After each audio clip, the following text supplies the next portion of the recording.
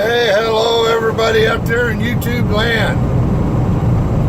Man, it is absolutely a beautiful day.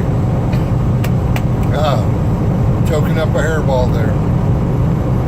Well, I just come out of the pilot on my way down to Columbus, Ohio to pick up a preloaded trailer from Coca-Cola. Wander up to Minnesota with it and drop it off. Supposed to be a drop. Life is good. Anyway, I just come out of the pilot. My tanks are full, my belly is full, I had a shower. I feel like a brand new man. It's amazing what a little dance in the rain room will do for your attitude. Bring you right alive. Make you feel all kinds of good. Anyway, I wanted to talk today about something.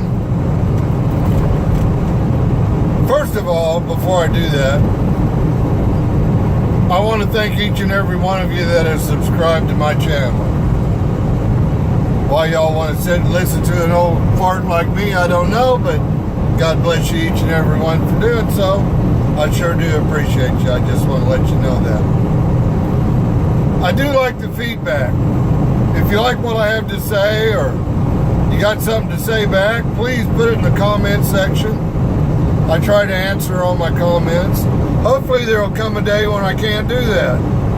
But right now, I only get like 1-2 comments a day. It's no problem to answer a few questions. I'd be more than happy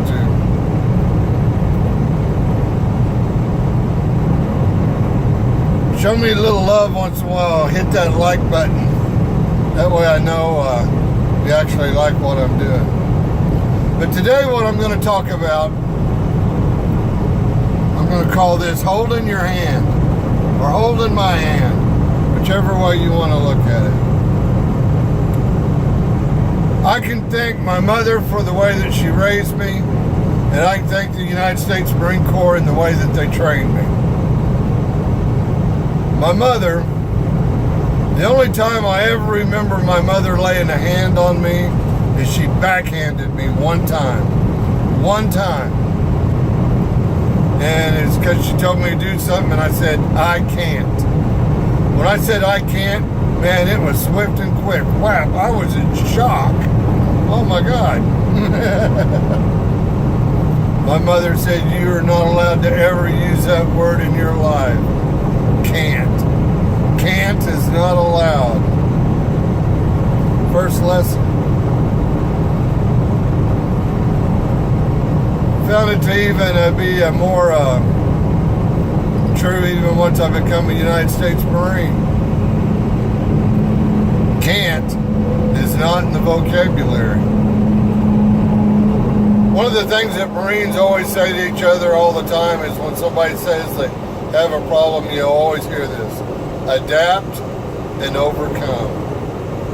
Adapt to your current situation and overcome the problem or obstacle that is before you.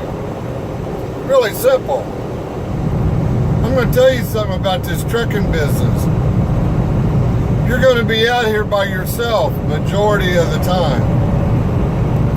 If you're like me pulling a reefer, you're going to be making a lot of pickups and deliveries in the middle of the night. My delivery last night was at 3 a.m. this morning. There is nobody for me to call at 3 a.m. to answer a question. You have to be a problem solver. You're going to have to overcome obstacles all the time. You're going to have to think on your feet. You're going to have to create your own solution. It's part of what this is. As a trucker, a solo driver, you're out here by yourself. Solo.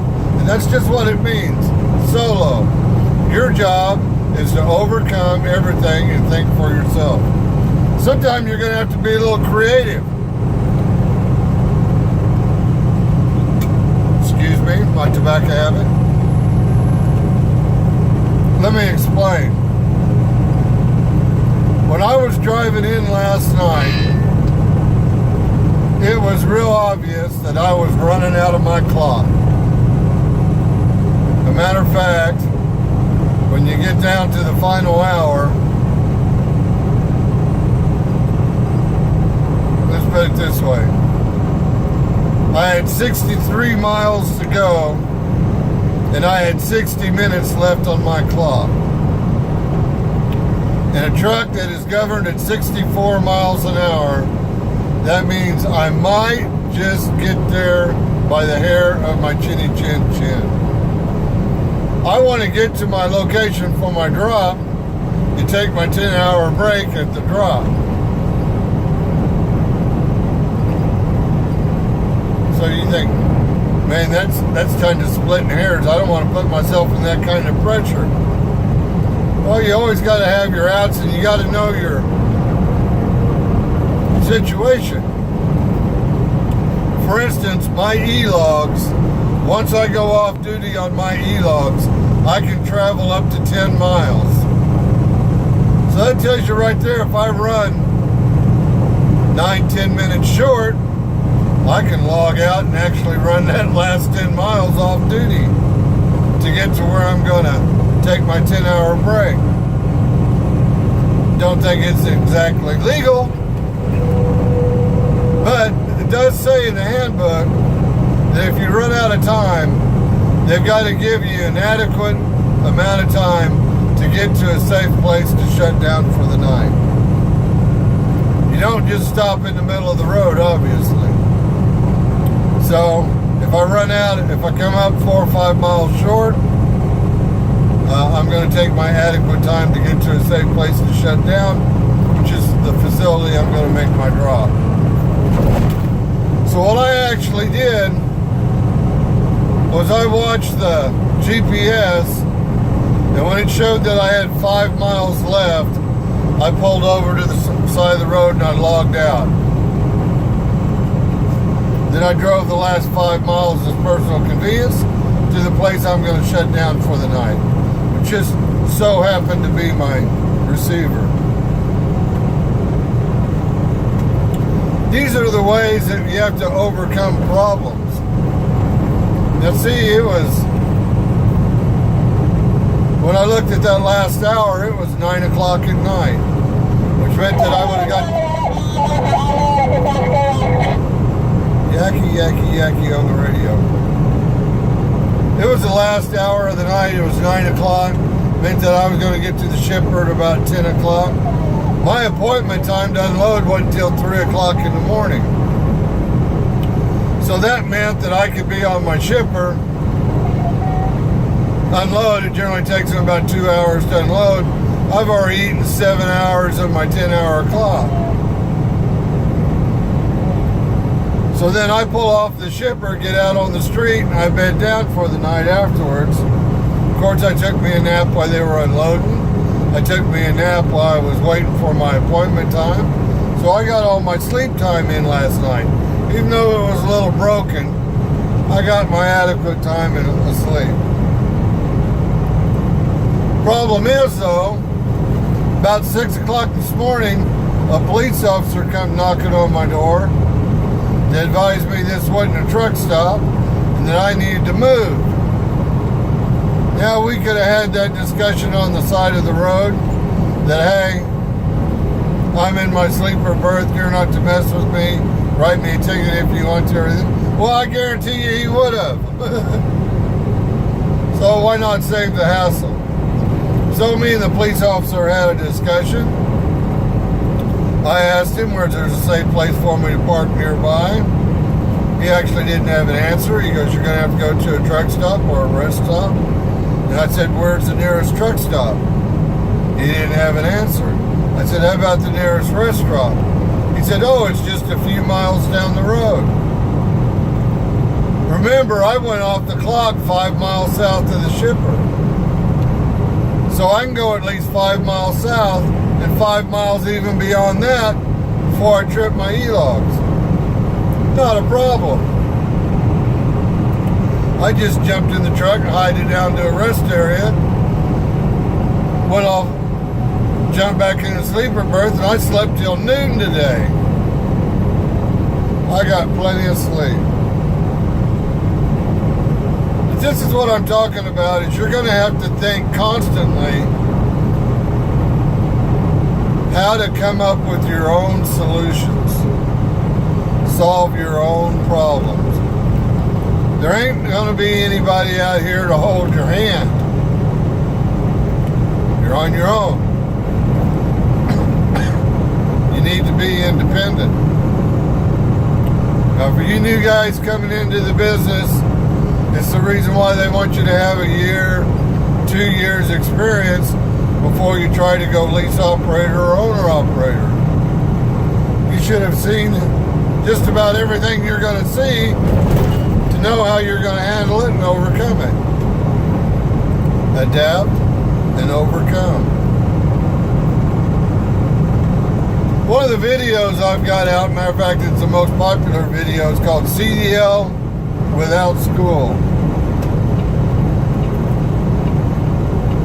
And it's funny is I give all the information of how to get your CDL without going $7,000 in debt.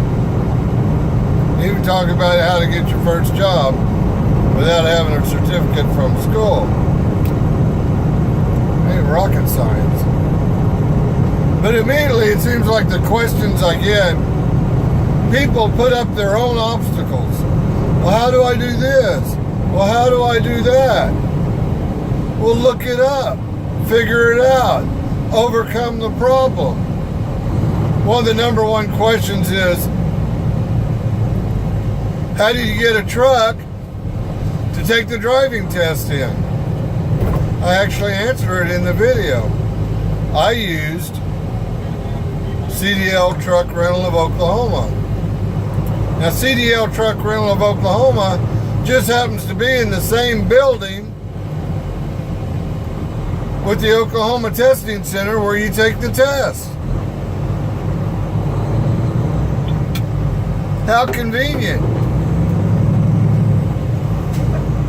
You rent the truck, get a couple hours of practice the day before, which is really all you need to pass the driving test. You get your actual training once you go to a company. Any company on a new CDL holder, any company worth beans, is going to put you with a trainer for the first 30 days. That's where you're going to learn how to drive a truck.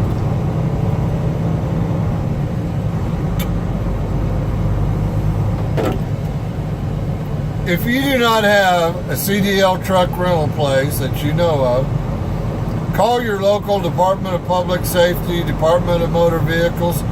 Call the testing center where you take the test and ask them if there's somebody that provides that service. There just about is in every single state.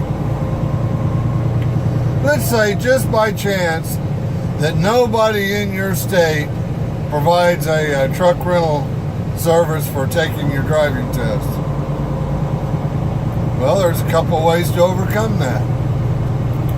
Get a buddy that's an owner-operator that has a CDL that'll go out and let you practice one afternoon, and he'll go with you to go take the test the next day. That's one way. The other way, you may have to rent a truck. If you've got a Visa credit card, you can rent a tractor trailer. You can generally rent a tractor trailer combination for about $300 or $400 a day.